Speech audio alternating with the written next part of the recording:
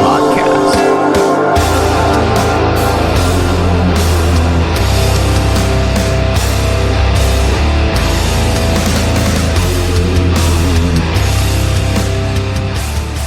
All right, welcome to the NYXUS podcast. Today I have the pleasure of sitting with Anthony from Image of Deceit.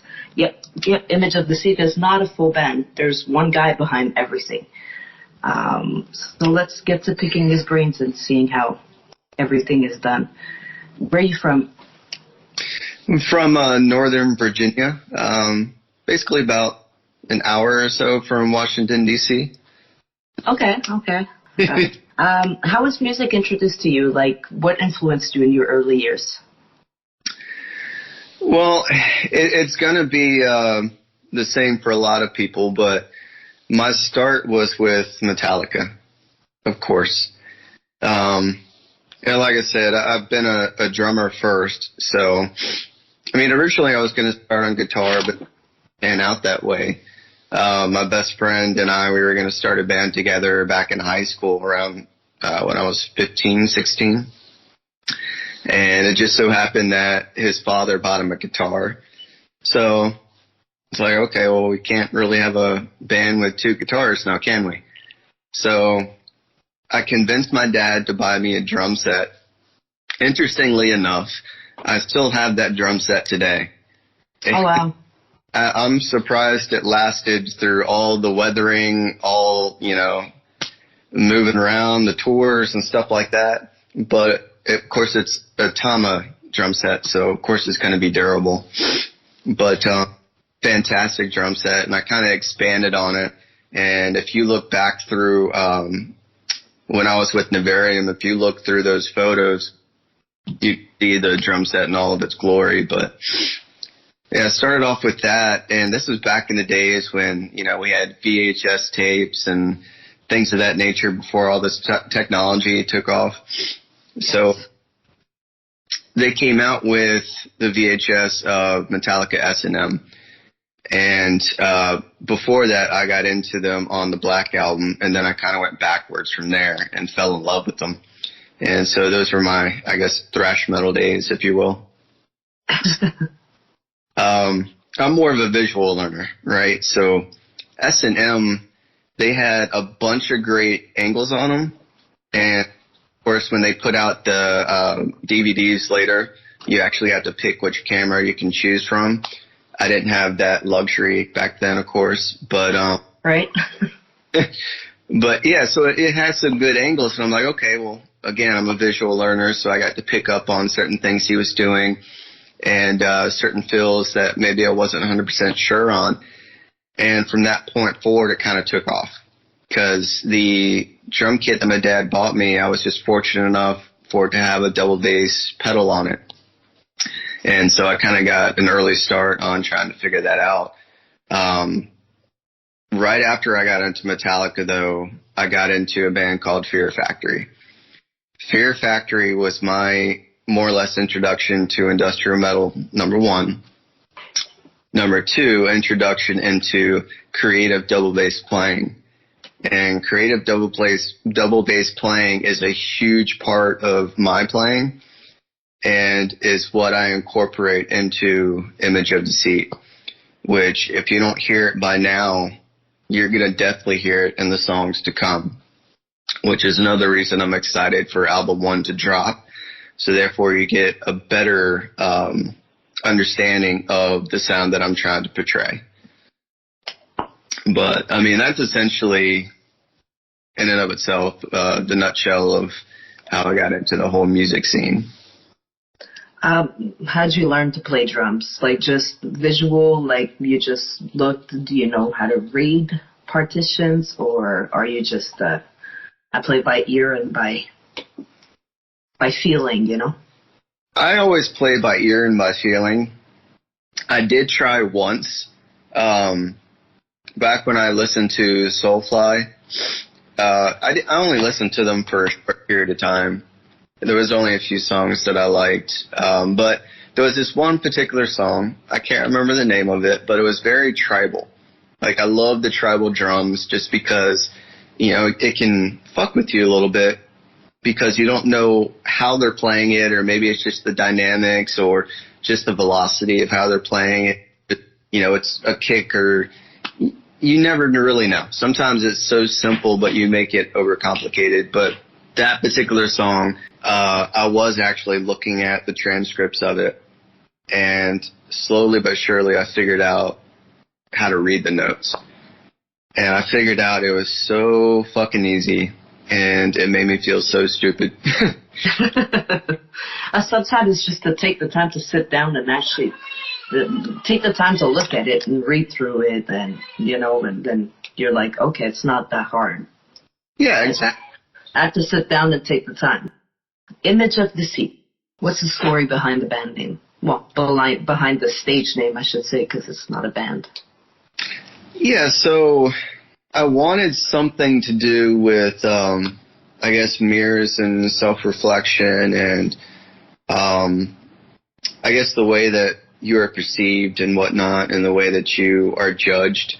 I can't exactly remember what the initial band name I was going for was, but it was already taken, and I wasn't trying to more or less looked up, and now you're looking at someone else's shit, you know what I mean? So I wanted to make it a whole lot simpler for people to find my stuff, and so I kind of found a different name to embody what I was trying to do. And Image of Deceit just resonated with me because my type of persona is like, if you put me in a group of people, I'm the type of person where I'm going to be quiet and observe and kind of get to know everyone else's personalities, so I know how to interject mine. So I just kind of observe first, and then, sort of just figure out how to incorporate my personality. But because I tend to be quiet, a lot of people kind of misunderstand who I am as a person in many different ways, as a matter of fact. Sometimes an asshole, because sometimes I'm honest and blunt. Other times just as, an idiot, because either I misspeak or I'm just fucking tired, and, whatever the case may be, I just happen to be absent-minded at that point in time. But at first initial impression, and then they go, I know you. And that's not the fucking case. So because of that, that's why I chose the name Image of Deceit, because, more than 9 times out of 10, their judgment is wrong. And so that's really what the whole embodiment is, and my lyrics kind of reflect that as well. And actually I'm taking anxiety medication to kind of help with all that stuff and cope with it as well. And that's the other thing that my lyrics talk about. So it all kind of comes full circle. Mental health is something that a lot of people use as inspiration for their songs. I mean, I have songs myself about mental health. Let the Day Perish were here, and their song is heavy on mental health. We're having a mental health week in April. If you would like to come and sit down, I think there's already like 6, 7 people right now that want to come sit down and tell their story and just talk with other people that are ready to talk about it. Sure. I think it's important to talk about, especially men. That's what I was telling with one and the guys from Let the Day Perish. I was like, you guys are always told, like, man up, Don't cry. And it's not okay. Like, feelings are normal. Male, female, whatever gender you identify as, you're allowed to feel and you're allowed to cry. Yeah, exactly. Fortunately, I caught it early before it started getting to the point to where it could become violent. And I'm not a violent person by any means, but that's how much it was changing my persona, and I didn't like it. But once I got on the anxiety medication, just like what you're talking about, at first I was kind of ashamed of it. The man part of me feels like, well, I shouldn't have to be on medication. I should be able to deal with this shit, right? But, after being on the medication and kind of seeing, how much of an effect it has on me and how much it changes me to revert back to the kind of person I was and that I want to be, I'm not ashamed of it anymore. I don't care. And that's why I'm not ashamed to incorporate it in my lyrics, which, of course, my lyrics, I tend to be more metaphoric anyway.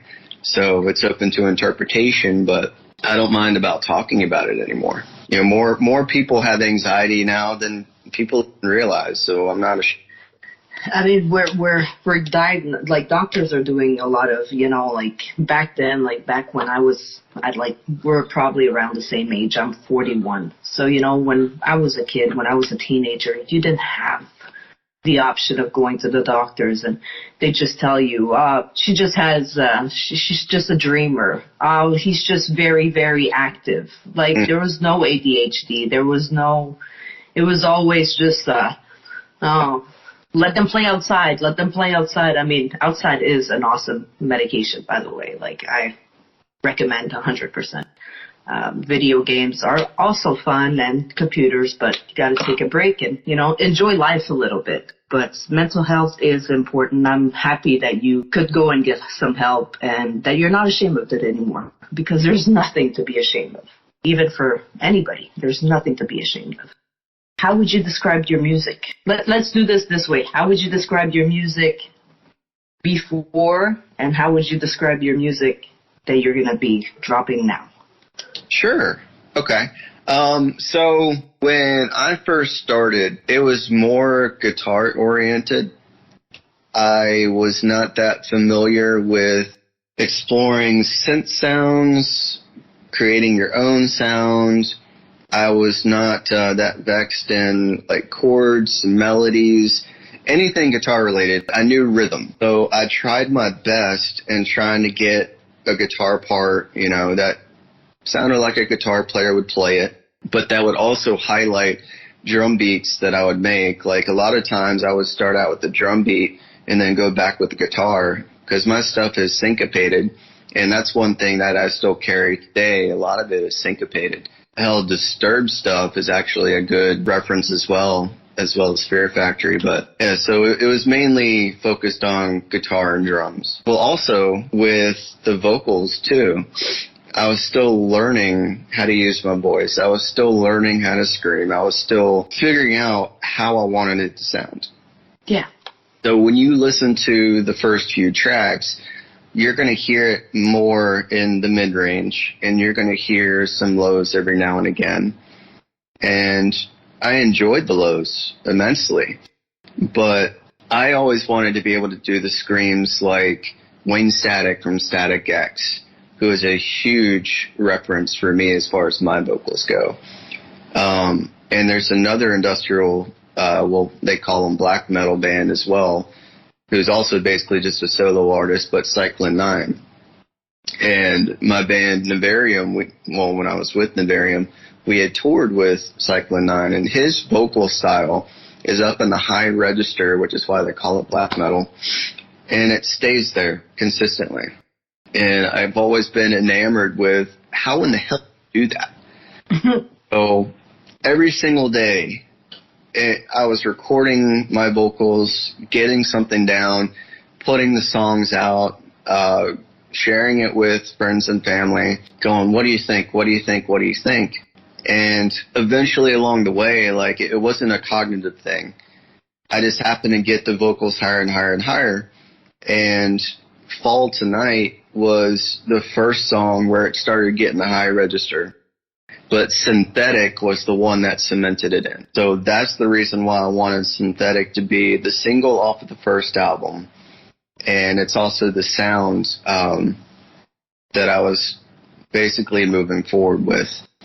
The synth kind of came in a little bit later. I didn't know how to do it. I wasn't that familiar with it, so I'm like, how in the hell do I make my own synth sound? How in the hell do I incorporate the industrial metal sound? And I was listening to a lot of Cell Dweller and Blue Stahli at the time, and of course still going back to Static X, and I couldn't do it, at least for me. So eventually it happened. I don't know how it happened, but eventually just the magic happened, and it just took off from there. Now I have a formula that I go with, and now I make the guitar riff as simple as possible. Like, it just goes along one note, but as simple as possible, and then I just experiment with the synth melody. take the synth melody, and that's what you're focused on. The vocals, I don't really have to think about anymore except for the vocal cadence.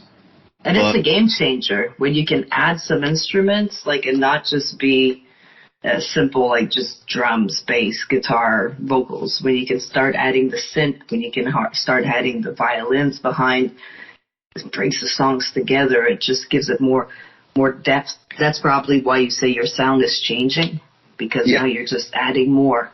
You're getting more experienced. Exactly. That, and there's becoming more melody intertwined in it too.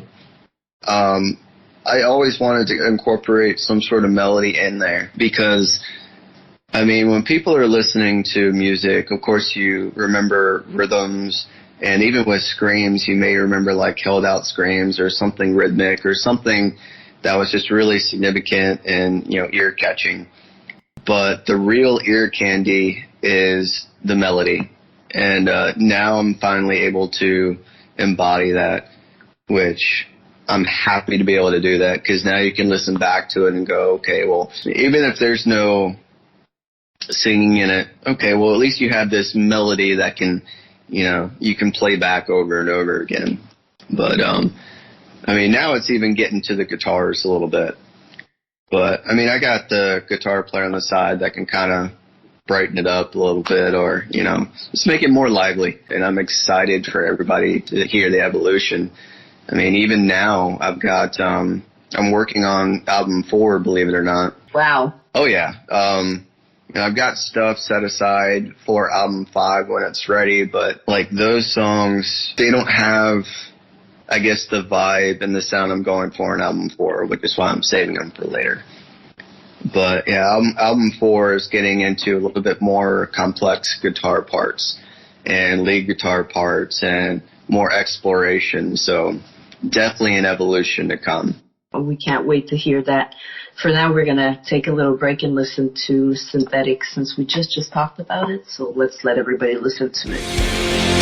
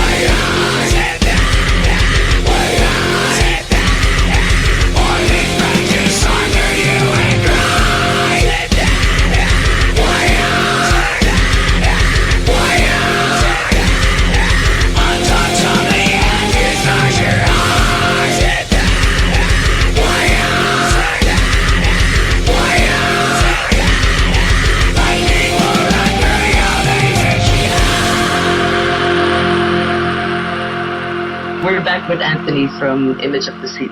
We just heard Synthetic. Let's talk about the song a little bit. We heard about, the sound of the song. What's the song about? Sure. So I've never really had good luck with relationships. And especially since I moved from the area that I grew up in, it just became harder and harder to come across. Like, I moved 2.5, 3 hours away. And of course I moved up here for better opportunities and, better financial stability.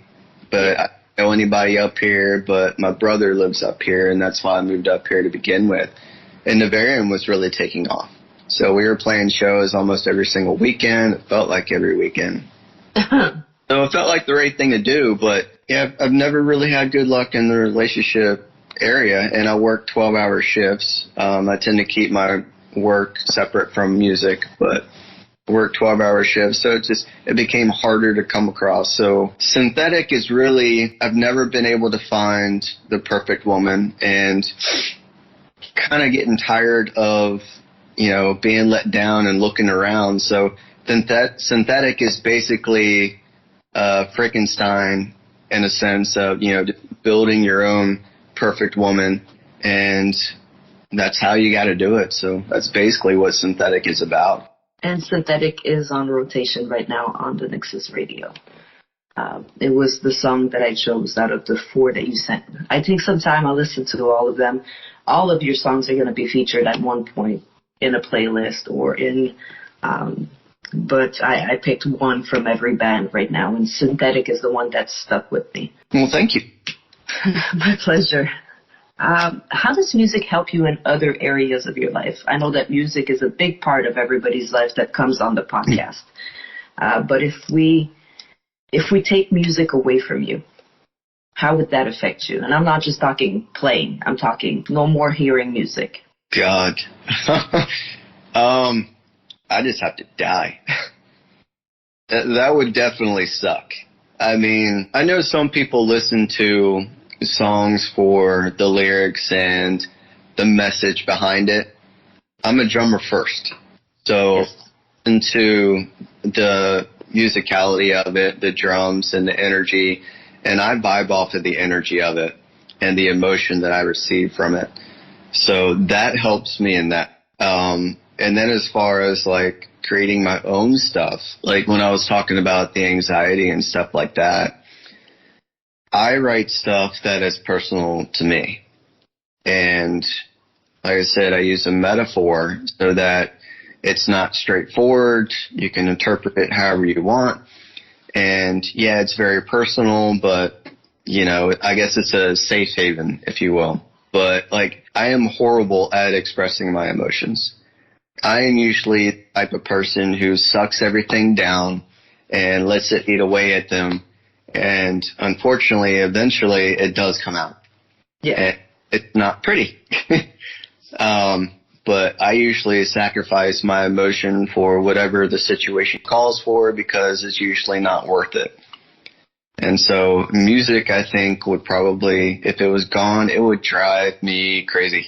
I agree there. I agree. It fills up the silence and it fills up the noise. When your brain is making too much noise, you pop those headphones on and there goes the noise and the music just takes over. I would probably be in a straitjacket in a padded room if we didn't have music. Like that would probably be where I am.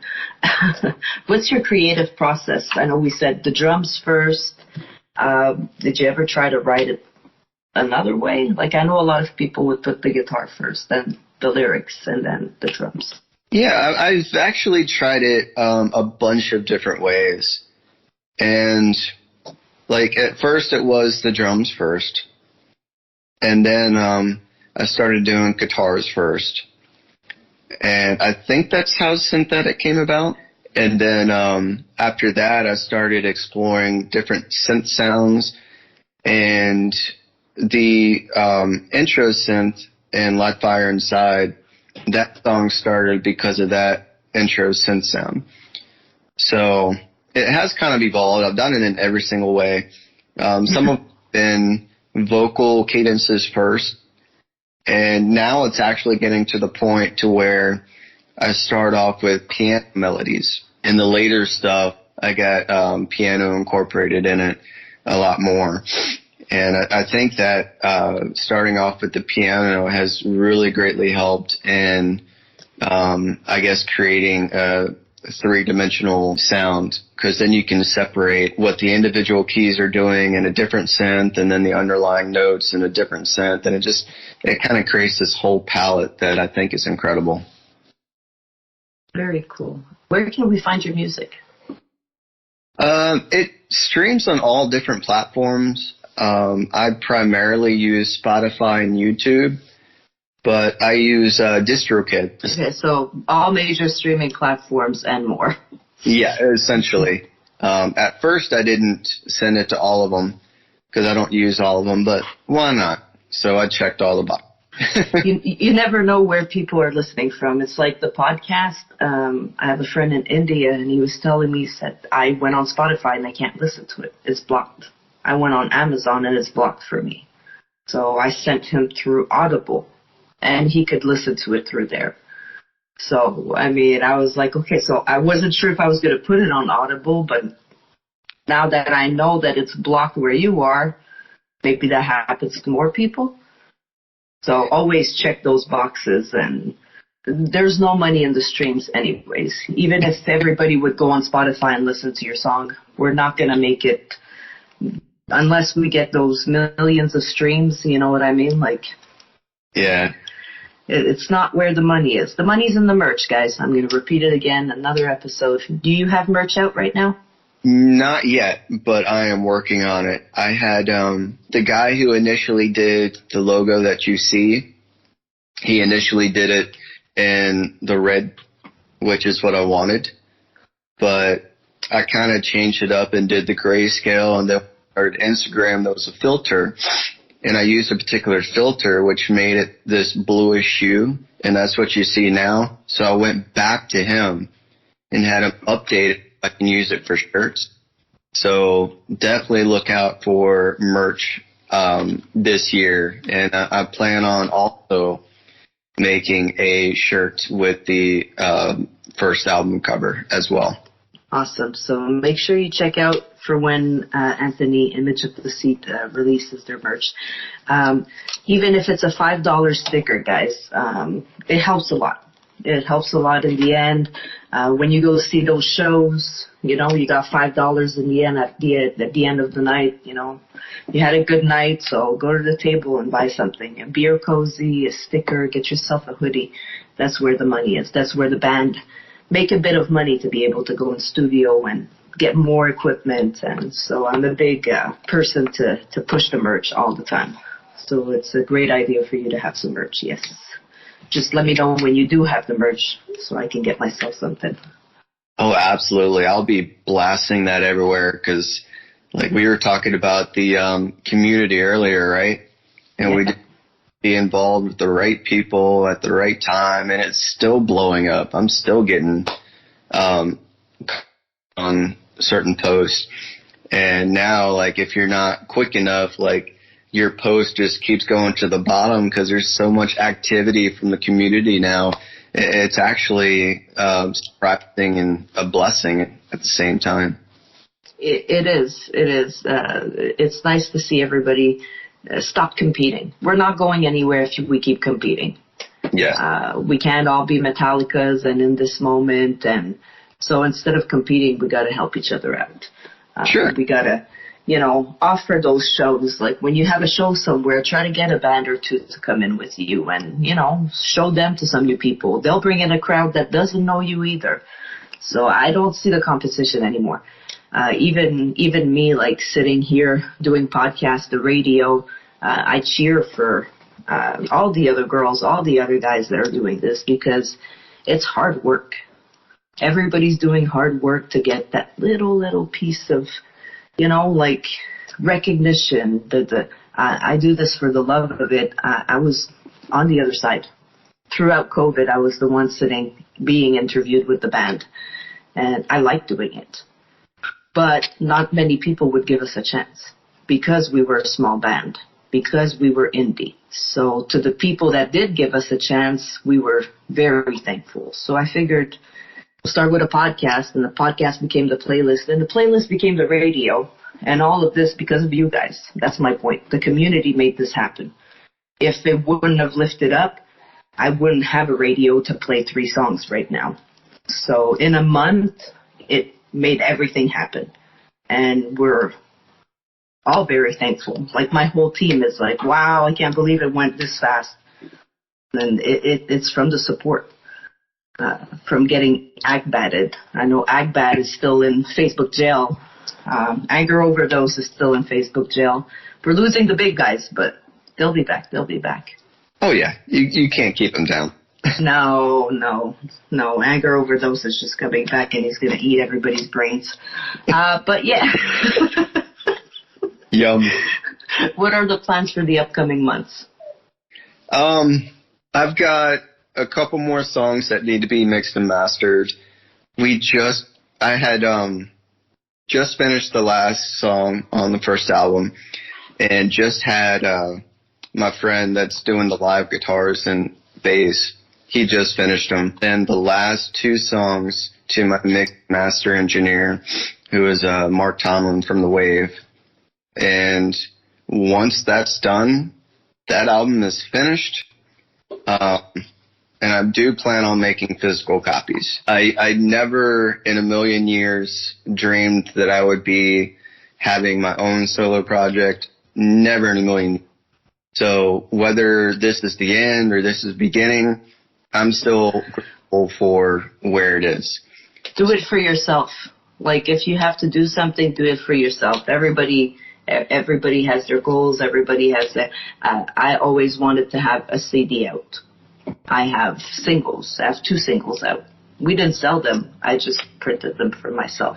Yeah. And I got a few copies made for a few people, like family and friends. But that was a big, have my own original song that I wrote and have my own, little single CD. And I did it. So everything's a big victory when you gotta, even the small victories has to be treated as, something to be celebrated. So when you have your CDs out, please let us know, because I'm sure a lot of people would like to have CDs, and it's nice to have that copy.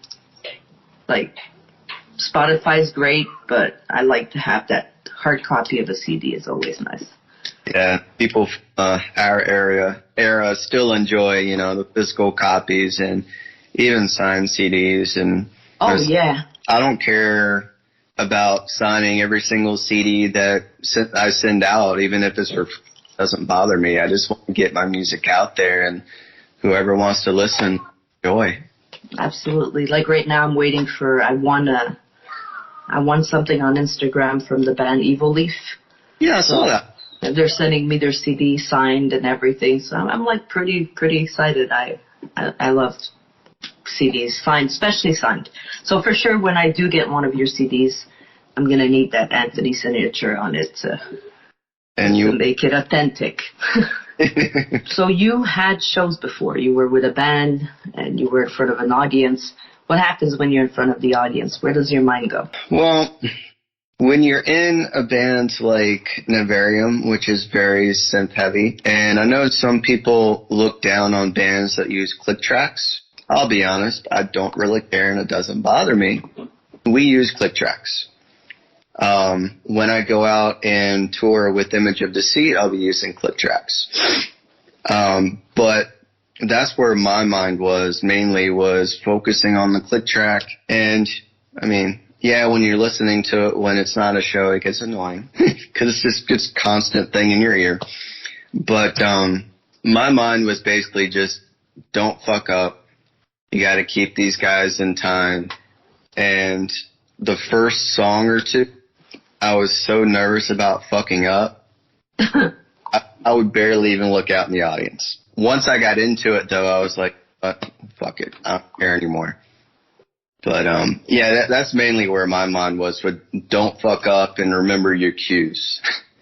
There you go. The drummer is a very important job, right? Because if you mess up the beat, you could throw the whole, so yeah, completely. most singers or guitar players answer this question. They say, oh, I completely zone out. Like I zone out completely when I sing, and then I come back and I'm like, oh, hello, people. Like, oh, I wasn't here anymore. Storms Within, Erica, the singer, was saying she does the same thing. I guess must be a singer thing. Well, I'm hoping that happens to me because, like I told you, I'm typically a shy person, but I'm determined to fucking do it.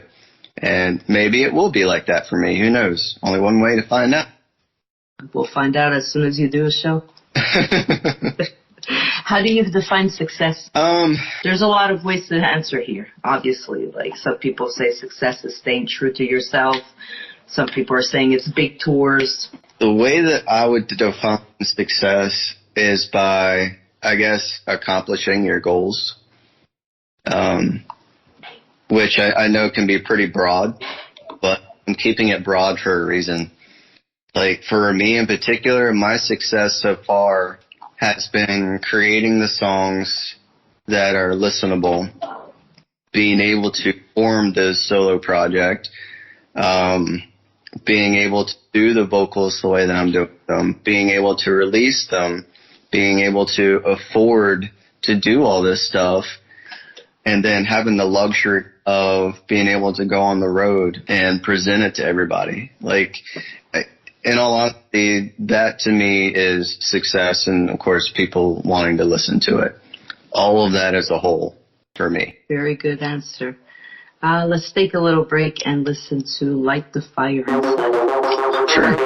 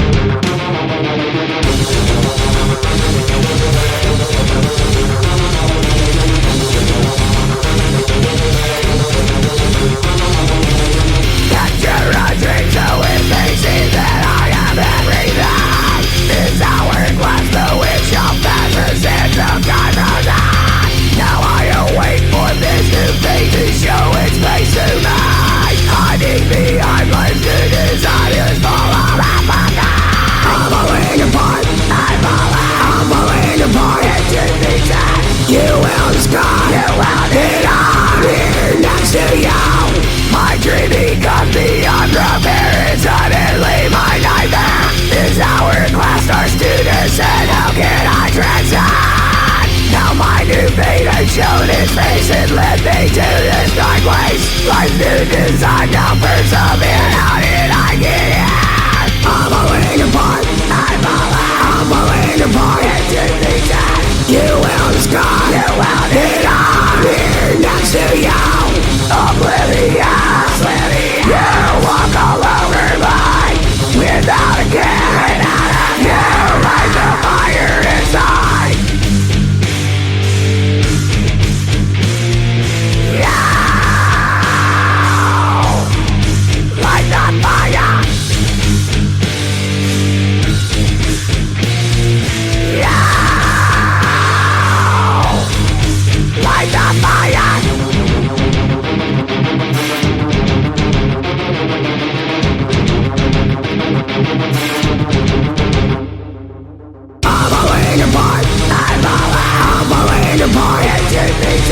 You will discard. You will need I'm here next to you.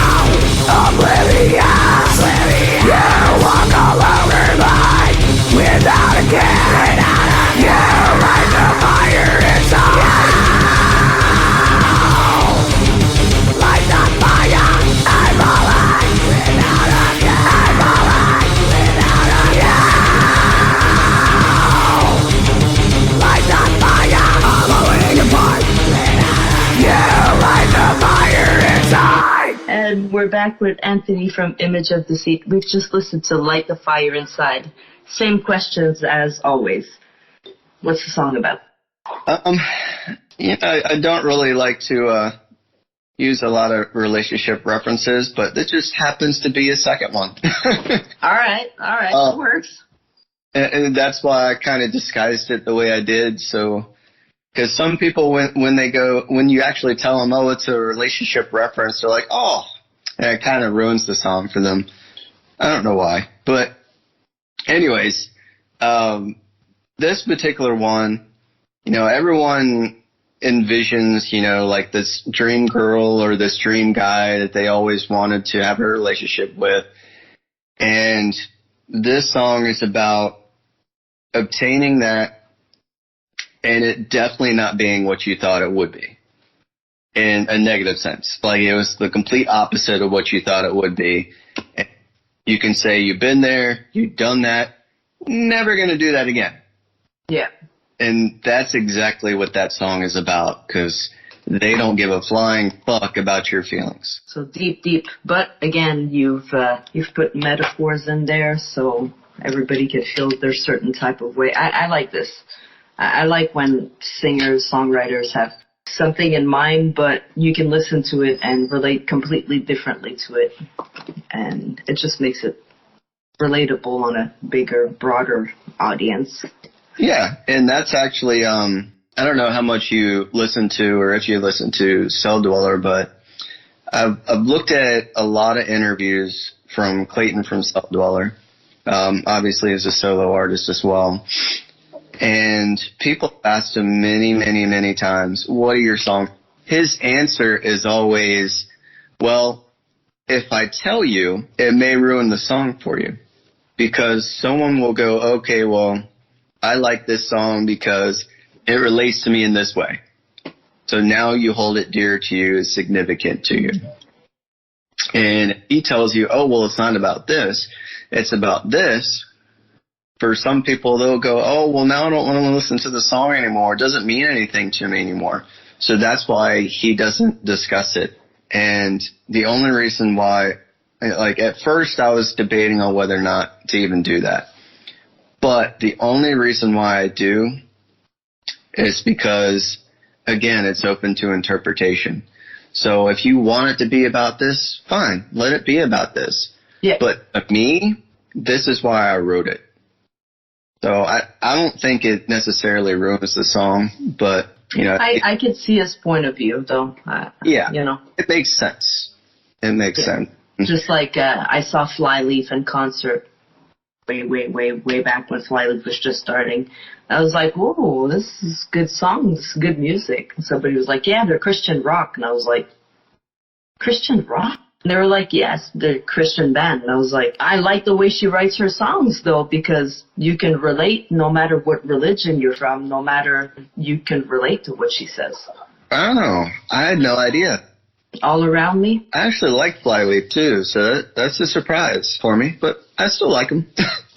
I still like them, too, but I was like, whoa, I didn't expect it, you know what I mean? You listen to the music, and it's... So if you keep writing your songs like that, even though for you, I like asking the question because I like seeing the mentality behind the song. Where'd you find that in you? Where, was Sure. it at a hurting place? And every song, every band name has a story. Who was your inspiration? What musician? I know we talked about Metallica. We talked about a lot of bands, but if I would say, like, you have the chance to sit down with one band, one person, who would it be? I know I wanted to talk about that for many different reasons. If I had to pigeonhole it to one in particular, I think I draw more influence than not from Static X. And it has to do with the voice. It has to do with the sound. Because he said in an interview before that his sound is not focused on guitars. He's not a guitar player. He creates the synth sound and the drum sound, and then he puts the guitar on top of it. And I had to do that by necessity, but I guess you can say he made it okay and cool. And so I would have to say him, especially because of that and the vocals. But he would be my main focus. I wish he was still around too, but R.I.P. Wayne. Right. We keep losing some good ones. We keep losing some good ones. Saliva just lost one of their band members. I mean, I just saw that. Yeah. Crazy. Yeah. I was actually blown away. And Linkin Park was not a huge influence on me in any way, shape, or form. And I don't mean that as an insult, but I thoroughly enjoyed their music, and I thought they were going in a great direction. Like their first album, Hybrid Theory, I had on rotation and loop constantly. It was crazy. But when I saw the headlines that he was no longer on this earth, I didn't believe it. I'm like, there's no fucking way. There's no way. That's why they say you never know what's hiding behind that smile. But the night before, he was with his family, his wife, and he was smiling, taking pictures, and you just never fucking know. Nope. And of course, they leave him alone one day, and he's gone. Yeah. But yeah, and you know, nobody knew. Like, somebody's smiling, somebody's acting normal, like, and then they're left alone and their mind just fucking takes over. It's sad. There's a lot of musicians that go out like that. And I think social media, paparazzis, they all have a fucking hand in that. Mm-hmm. We have to leave them alone. You know, they're out shopping, they're out with their family, leave them alone. Yes. They're at a concert, go ahead, go ahead and bug them at the concert. It's sad. It's sad to lose all these artists. They're not old either. Amy Winehouse, Kurt Cobain. Because I was actually thinking about it. You mentioned it because if I remember correctly, because there's been a whole lot of talk surrounding it, but he hated the fame. Yes. I know there's this debate on whether or not he actually committed suicide or he was shot. Regardless of what people think, let's just go with the rumor that he committed suicide. Well, I know that the fame kind of put him in seclusion, and ultimately he met his demise. And then fast forward to Chester Bennington and the direction that they were going. Of course, the diehard Linkin Park fans from the beginning, their sound evolved into a more melodic, more radio-friendly avenue, which people were not really too keen on. And so when One More Light and all that stuff came out, people were like, what the fuck? This is not the Linkin Park that I knew and fell in love with. And it seemed like he was having a hard time with it. And I mean, maybe that attributed to his demise as well. I mean, maybe he just type of person that had trouble and just struggled with things in general. I don't know. I don't know his persona that well, other than he had issues never got over as a kid. We all have dreams of the industry, making it and doing shows and touring, and it's very demanding. And then if you sign contracts, you gotta be careful what you sign, When you're not even able to say, I'm not doing this show tonight because I'm not feeling well, and they tell you, now you gotta keep going, I mean, at one point, that's Amy Winehouse's story. She didn't want to do this anymore. They kept, no, you got a contract, keep going. She said, fuck it, I'm gonna drink myself stupid. Leave the poor girl alone, like Britney Spears, leave Britney alone. But yeah. Hey, Britney. But maybe if we'd leave people alone a little bit and let them live their lives, maybe it wouldn't be so heavy on them to always try to be perfect. And I'm not sure if I could do it. Every time you're outside, you have to be careful how you are, how you talk, I don't know. Keep up with that certain persona. Yeah, I think Sia has the good idea of just putting all her hair in front of her face and not showing who she is. Slipknot with the masks, Well, except now we know who they are, but... Well, yeah. Before, I thought about that too. I've thought about a lot of things as far as, if we were to make it big or if this project makes it big, which that's not my ultimate end goal at all. I prefer being more independent, not being tied down to a contract or anything like that. I prefer being in control of my music touring, stuff like that. Mainly just because, if you're in it for the money, God help you, because that's going to happen unless you're lucky. But definitely if you're in it for the money, you're in for it for the wrong reasons. I don't know, man. Well, you needed a contract before. Now you don't anymore. Just look at best example lately anyways is Tom McDonald. Indie artist, rapper that decided to create a pop song and made it chart. Number 1 in the pop charts. I mean, he's got the backup to do it. He's got 3 million followers on Facebook, something like that. So he's got the following to do something like that. But it's nice to see an indie artist say, nah, I'm not signing with nobody. I'm going to do it myself. And he's actually doing it himself. He's a lot bigger than us, but, And he's doing very well. My interest is more geared towards, of course, the stuff that I do in the metal and rock world.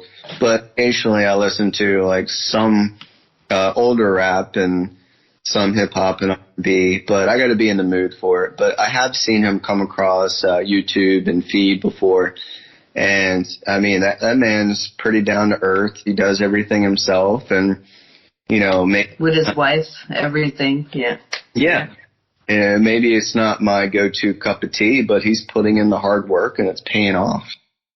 Well, that's the beautiful thing about the podcast, is that I'm broadening my horizons. I'm listening to music I've never listened to before. Soleil Noir is French rock band with didgeridoo in it. How fucking cool is that? I would never found them, and now I found all you guys, and that's all I listen to. I don't even listen to the radio anymore. Amanda puts on Lainey Wilson and her country music, and I'm like, why are we listening to this? I have 2 hours of best indie music. She's like, you and your podcast, Yeah, but we built a community, and even people creating their own playlists. Like I said, I'm happy. Number 1, that I'm part of the community, and of course, part of your branching out in the podcast and all that stuff, and honored. Everyone is kind of keeping a tight knit on the community and making all these playlists, and it's open arms too. It's not like we closed the community and said nobody else could come in. Yeah, exactly. We keep opening arms from one and the other. I think a big band that pushed us all in that direction, Sepsis. Sepsis are pioneer in working with the community. Anything that they can help with, they're very busy, but if you can get a hold of them, if you need something, if you need to talk to somebody, William is usually answering, Melissa too. So, I mean, they're a big band that they're helping out, and they're always doing these posts for us to tag each other, and that's where we all get banned from Zook bots because we follow each other. How does that work? They want us to pay, so they don't want us to grow together as a community. Facebook is like, pay for your ads. Oh yeah, I'll pay you for 2 followers. Yeah, that's a funny thing to do, because that's how I started doing it, and now because of this blossoming community, it doesn't feel necessary anymore. So especially, with the community, everyone's very respectful, very open-minded, and what better way to share your music than with like-minded people? Absolutely. And the metal community, all of you guys, everybody's so nice, and so even the angry and mean looking ones, they talk to me in my DMs and they're oh, we appreciate you. And I'm like, oh my God, you guys are so sweet. I was expecting yo, what's up? You rock, but no, they're all so sweet. And I'm like, oh, that's fucking amazing. So last questions before I let you go. Sure. What advice would you give to younger Anthony if you get to sit with yourself any age you want? What would you tell yourself? I would tell myself probably to, number 1, don't be so anxious to release music. Take more time with it. And number 2, don't be afraid to start your own thing, branch off, try something new. Don't feel like you're less than what you are. That's what I would probably tell myself. Absolutely. You have an idea? No, it's not stupid. Do it. Do it. Absolutely. Exactly. I love that question. There's some funny answers sometimes. I mean, Storms Within, two people from the band were like, oh, I wouldn't drink as much. And I was like, but Well, it's it kind of goes for all of us, most of us, me anyways. Yeah. But it's an important question because I got told once throughout the interview I wouldn't change anything because I wouldn't be who I am today. Well, I mean, there is a lot of truth to that too, though. I guess the reason why I answered the way that I did is that this possibly could have happened sooner. But of course, I'm also an advocate for everything happens for a reason. There's no wrong answer to this question. Everybody has their own answer, and that's why I love asking it when we're finishing the interview because it resonates. A lot of what people say resonates with other people. And, you don't feel so alone in your thoughts. You don't feel so, once again, the whole mental health thing. I'm a big, big, big mental health person. I had my battles too, and I still battle daily for it. So when I see other people, I always want to, a good influence. I want to try to be like to the kids here. I always try to tell them, if there's a problem, we can solve it. Like, yes. You got to talk. Exactly, and that seems to be the problem. Yes. You gotta open your mouth first. Exactly. Open your mouth, let's talk, and let's fix this. Well, Anthony, thank you so much for being on the show. I hope you come back. We're going to have bonus episodes once in a while. We're going to shoot shit and probably go live once in a while on Facebook. So I hope you can join us. I'm going to get Matt to work on this. As soon as the episode is released, I'm going to be sending it to you, send you a copy so you can keep it for yourself. Awesome. I appreciate all the support that you give me, and I will continue to play your music and to support you. And I am excited to hear your album coming out. So keep working, and if there's anything that we can do for you, let us know. Well, thank you, Melanie, and thank you for having me on, and I will be glad to do this anytime. Awesome. So you have a beautiful night. Guys, this was the NYXUS podcast. I am Melanie Nyx, and you can find us on all streaming platforms, and make sure to catch the NYXUS radio. Bye, Anthony. Bye, Melanie.